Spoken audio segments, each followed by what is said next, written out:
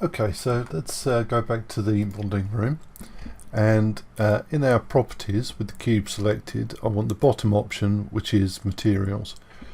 So we've got the default material name on here, and I only really need one material on this one, so I'm just going to rename that to crate.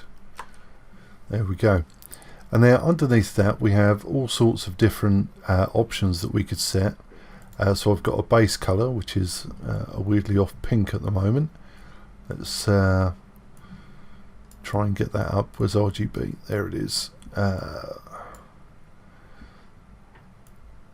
we go, everything to 1, so I'm back to white.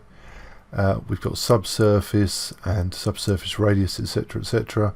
I've got the metallic value that I can make it more or less shiny, and specular roughness, etc, etc.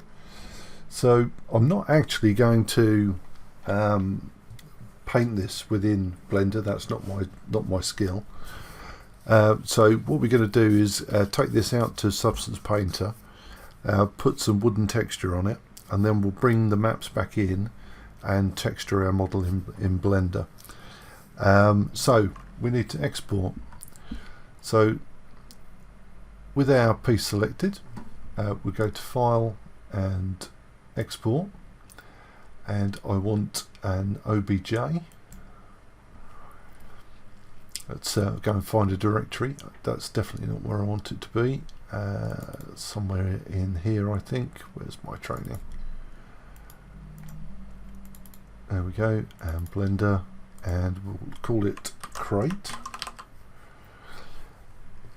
And then over here I just want to make sure I've only got OBJ selected.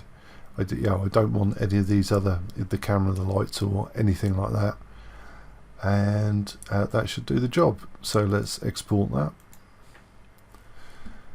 and we're ready to go. So in the next video we'll just import that into Substance and add some texture and material to it to make it look terrific. So I'll talk to you then.